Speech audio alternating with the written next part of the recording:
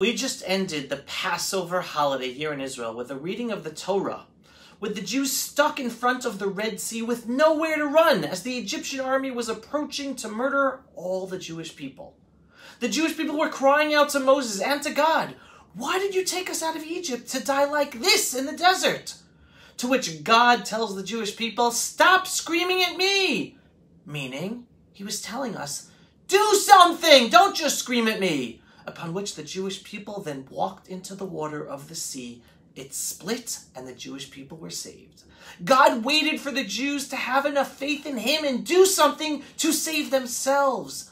This is after hardening Pharaoh's heart and bringing 10 plagues upon the Egyptian people until Pharaoh finally freed the Jewish people. We are experiencing the same biblical story today. The whole world, led by the Biden administration, is pressuring Israel to make a deal with the devil, with Hamas, pressuring Israel to capitulate more and more to the demands of an evil Arab Muslim enemy that proudly live-streamed massacring over 1,200 innocent Jews on October 7th, basically allowing Hamas to win and Israel to lose this war and be totally weakened and humiliated, endangering 8 million Israeli citizens moving forward.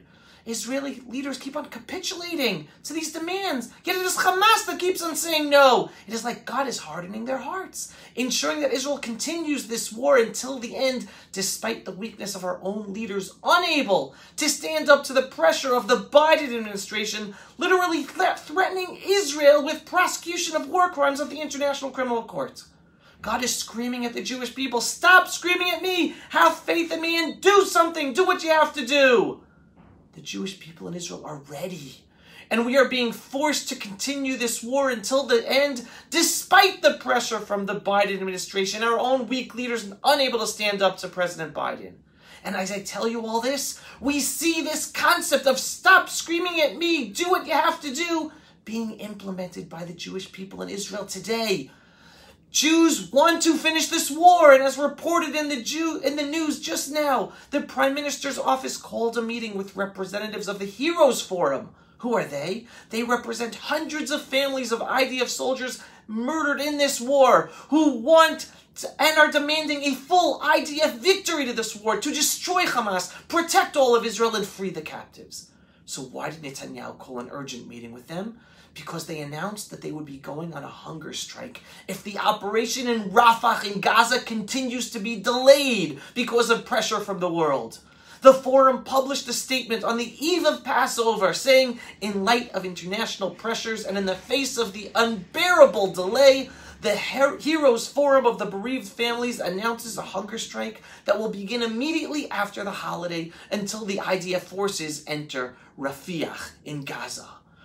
We will not agree to the continuation of the delay of this war. The people are waiting. The fighters, the IDF fighters are ready. The abductees, the captives are waiting. Rafah now. This is an example of the Jewish people not waiting around for God or for our elected leaders to act. But we on our own have to put the pressure and take action so that our elected leaders act. No more screaming for help or sitting back and doing nothing. The Jewish people in the land of Israel are acting biblically. We are living our modern Exodus story. It's time that we, the modern generation of proud Jews living in our ancestral homeland, once again, we free ourselves of the shackles of the Western enlightened world and stand up for morality, justice, and common sense, not just to protect ourselves, but to protect the whole freedom-loving world who is also, all of you, in danger from the Marxist Islamist union that in Israel we are fighting against today. Everybody strengthen your faith. We got this. Yes, bumpy times are still ahead, but we are winning and we will win. Just remember, al titzak alai. Don't just scream for God to help. Yes, pray to God, but then do what you have to do. Put the pressure where you have to put the pressure, and ultimately believe in God and in your ability, and that's our ability as people, to make the difference and to force our leaders to act how they should act in the interest of all of us. The Jewish people in Israel today are strengthened in our faith, in our unity of purpose, and in standing up and ending this evil war, which we know it doesn't end in Rafah or in Gaza. It ends up north. It ends with taking care of Iran. It ends with taking care of the evil Arab-Muslim religious war against us, which is all about trying to deny our Jewish right as a Jewish people to our ancestral homeland. And it ultimately will end when we are back truly as sovereign as the Jewish people on our holy Temple Mount. That's going to come. We're in the process. The Jewish people are strengthening ourselves. We're no longer just screaming. We're now acting. No longer just trusting our elected officials. We are acting to pressure our elected officials. These are biblical times.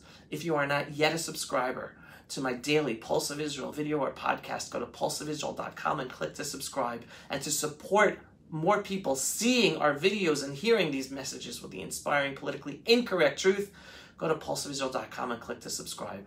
Otherwise, follow us on all the various platforms, whether Avieh Below or Pulse of Israel. You have questions, you have concerns, let us know. Signing off from the ancestral, biblical, indigenous homeland of the Jewish people, the land of Israel, in our ancestral, biblical, and indivisible capital, Jerusalem, since King David's time. Shalom, everyone, and thanks for watching. Pulse of Israel, frontline videos from the Holy Land. Support our work by donating today.